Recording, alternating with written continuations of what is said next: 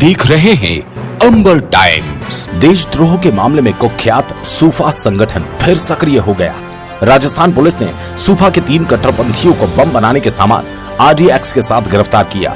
उदयपुर और जयपुर की ATS उनसे पूछताछ कर रही है।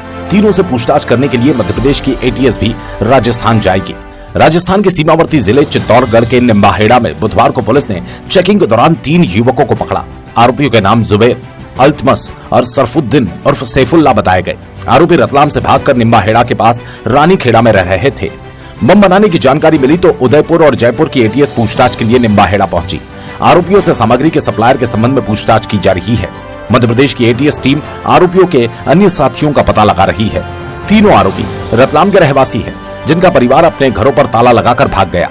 आरोपी रतलाम में हत्याकांड को भी अंजाम दे चुके हैं। पुलिस कप्तान अभिषेक तिवारी ने मीडिया को बताया, ये जो 3 आरोपी पकड़े गए हैं, इनके साथ जो अवैध सामग्री पकड़ी गई है, जो विस्फोटक सामग्री है, इनका स्थानीय निवास और इनका रतलाम कनेक्शन पाया गया है। और रतलाम पुलिस और जो अन्य स्टेट की पुलिस है, उसकी मदद से इनके स्थानीय स्थानों पर छापा मारा गया है और इनके स्थानों की तलाशी ली जा रही है। अन्य भी इस तरह का कोई अन्य विस्फोटक सामग्री या और कोई अवैध हथियार कोई कहीं छिपा के रखे हों तो उन तरह की भी तलाशी ली जा रही है। इनके और भी कोई साथी हैं या फिर अन्य इनके जो सूत्र हैं जिनके संपर्क में ये आए हैं और कहाँ से इन्होंने ये जो मटेरियल है, विस्फोटक सामग्री सोर्स किया, इन सभी बिंदुओं पर रतलाम पुलिस और मध्य प्रदेश पुलिस इसमें विवेचना कर रही है और इसमें इनके अन्य साथियों को भी गिरफ्त में लेने का प्रयास जारी है।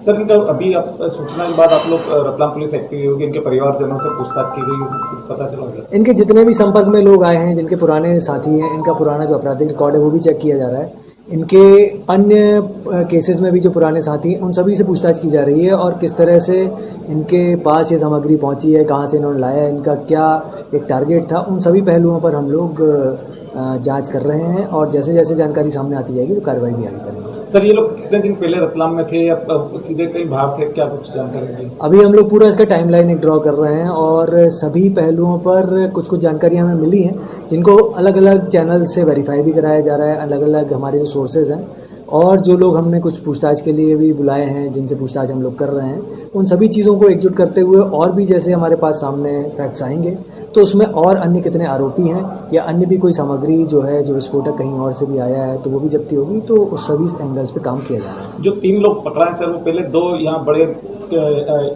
मर्डर केस में इन्वॉल्वमेंट था। जी हाँ। उन दोनों केस की क्या स्थिति है अभी? क्या ये लोग रिहा हो गए थे या जमानत पे हैं, क्या है? ये केसेस अभी लगातार न्यायालय में चल रहे हैं और ये लोग उसमें रिहा चल रहे थे जमानत पर और तारीख पेशी भी जाया करते थे, परंतु इस दौरान ही अभी जैसे कि संज्ञान में आया कि आपराधिक गतिविधियों में और इनफैक्ट इतने सीरियस किस्म के आपराधिक गतिविधियों में ये संलिप्त पाए गए हैं, तो अब इन पे दोबारा से इसमें प्रकरण चलाया जाएगा और इनकी अन्य क्या गतिविधियां उसकी भी जांच की जा रही है। सर, तो फैमिली बैकग्राउंड क्या कहता है? इनका परिवार भी क्या इसमें इन्वॉल्वमेंट है या ये लोग भी थे, कोई संगठन के रूप में कार्य कर रहे थे? सुना है एक सूफा नाम का एक संगठन इन्होंने बना रखा था। वर्तमान में अभी इनके जितने भी कॉन्टेक्ट्स में लोग हैं, भले वो इनके परिवार के हों या आसपास के लोग हों या फिर किसी अन्य जिले या राज्य से भी जो इनके संपर्क में आए हों, सभी की गतिविधियों की हम लोग बारीकी से जांच कर रहे हैं और जिसका भी इनमें इन्वॉल्वमेंट पाया जाएगा तो उस पर भी वैधानिक कार्रवाई की जाएगी।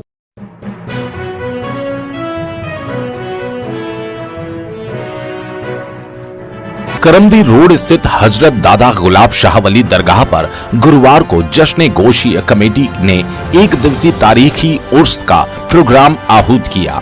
पवित्र दरगाह पर कमेटी मेंबर्स की मौजूदगी में चादर पेश की गई। उर्स प्रोग्राम में चादर पेश कर देश की तरक्की और खुशहाली की दुआ मांगी गई। हजरत दादा गुलाब शाह वली रहमतुल्लाह अलैह दरगाह पर कमेटी ने लंगर का आयोजन भी किया।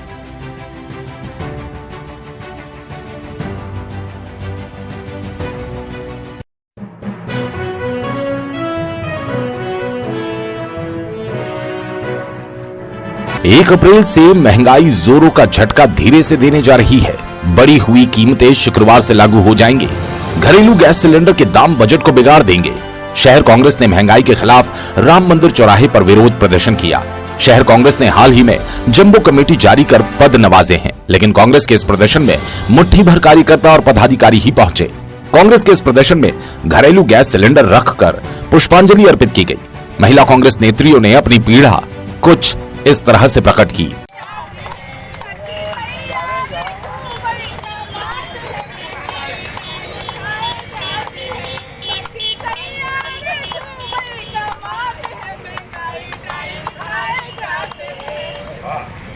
शहर कांग्रेस अध्यक्ष महेंद्र कटारिया ने बताया, पूरे भारतवर्ष में आज राष्ट्रव्यापी आंदोलन महंगाई विरोधी चल रहा है। हमारी राष्ट्रीय अध्यक्षा श्रीमती सोनिया गांधी जी के निर्देश पर आज पूरे भारतवर्ष में कांग्रेस जन सड़क पर उतरा है।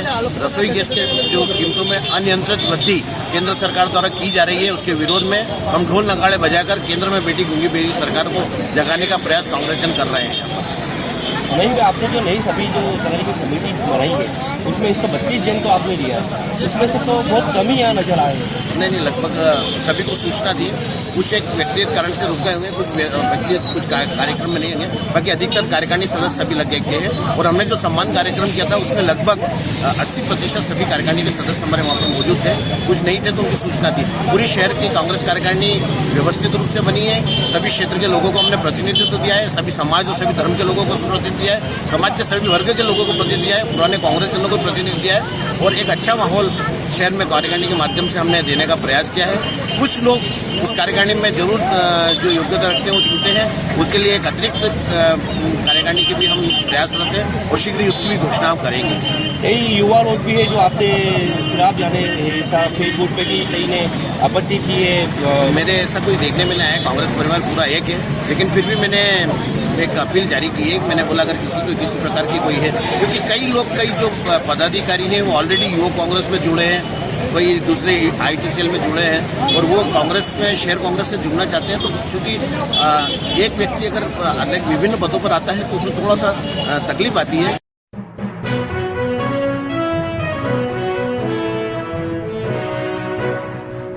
तेजी से बढ़ती महंगाई के बीच ये खबर सुकून देने वाली है कि इस ग्रीष्मकालीन सीजन में शहर के बाशिंदों को ताजे और विभिन्न वैरायटी के फलों का लुत्फ मिल सकेगा। इस सीजन शहर में कश्मीर के सेब फल के साथ ही नासिक के अंगूर अपने स्वाद का दीवाना बना रहे हैं। मौसमी फलों के साथ ही अब शहर में लीची भी सहज उपलब्ध होने लगी। वहीं वलसाड़, महाराष्ट्र और गुजरात से हाफूस आम मिलने लगे। फल विक्रेताओं की माने तो इस सीजन में शहर में फलों की आवक बहुत अच्छी रहेगी, जो मांग मुताबिक पूर्ति कर सकेगी। सबसे बड़ी बात तो ये कि आवक के साथ ही इस बार फलों के भाव भी आम आदमी के बजट वाले होंगे, जिससे हर कोई फलों का स्वाद ले सके और अपनी तंदुरुस्ती बना सके।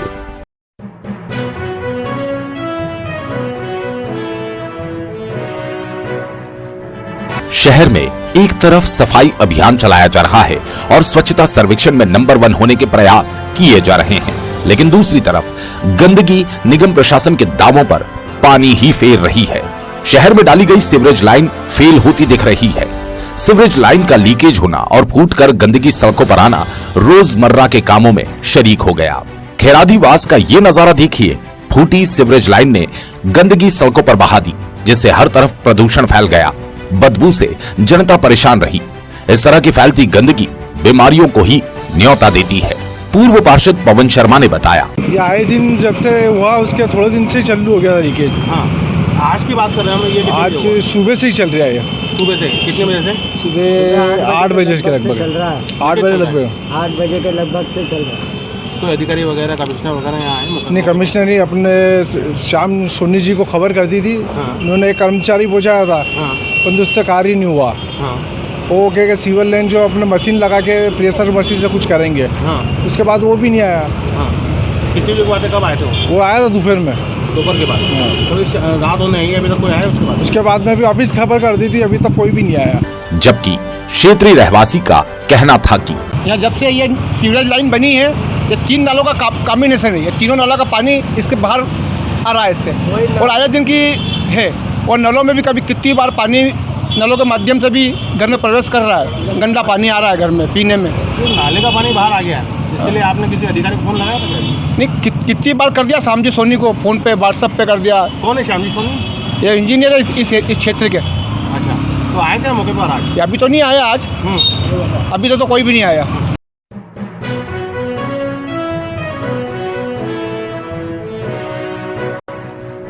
राजस्थान में 12 किलो RDX के साथ पकड़ाए रतलाम के 3 आतंकियों के इरादे नाकाम हो गए। मामला उजागर होते ही रतलाम पुलिस भी आरोपियों से किन किन के तार जुड़े हैं जैसे मामलों में तलाशी लेने में जुट गई। पुलिस ने देर शाम तक आतंकियों के ठिकानों की तलाशी ली।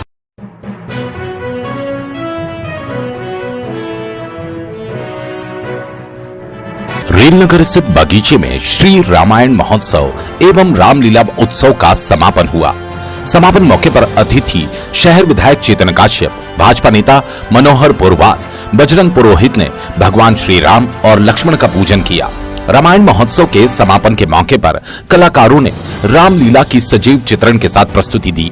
भगवान श्री राम के परम भक्त हनुमान जी की सेना का रावण का अहंकार तोड़ने के लिए किया गया प्रतिकार और रावण की दहाड़ का चित्रण देख हर एक जय श्री राम के नारे लगाता रहा।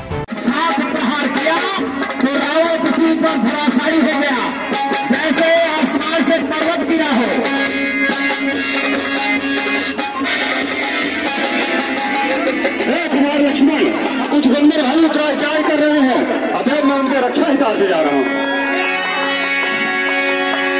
कुछ देर के बाद जब मूर्छा आ गई तो वह क्रोधित होकर के लक्ष्मण जी के हृदय में ब्रह्म शक्ति मार देता है।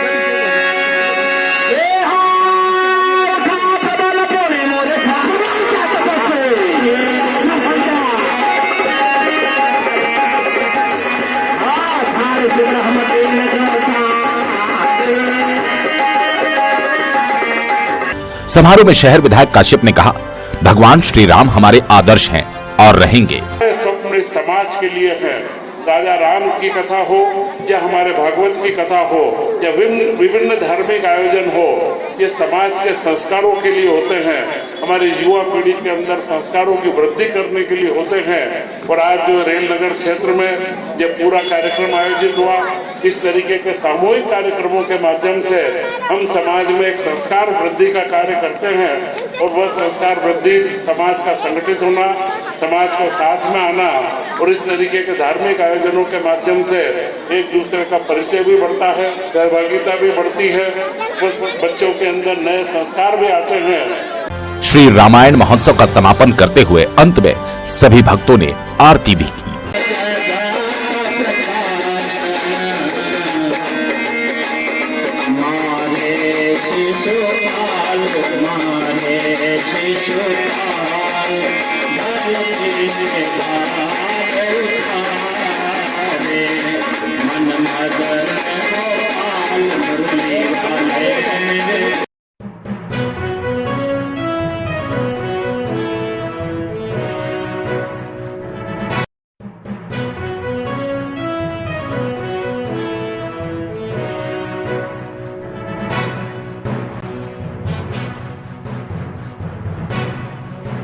आप देख रहे हैं अंबर टाइम्स।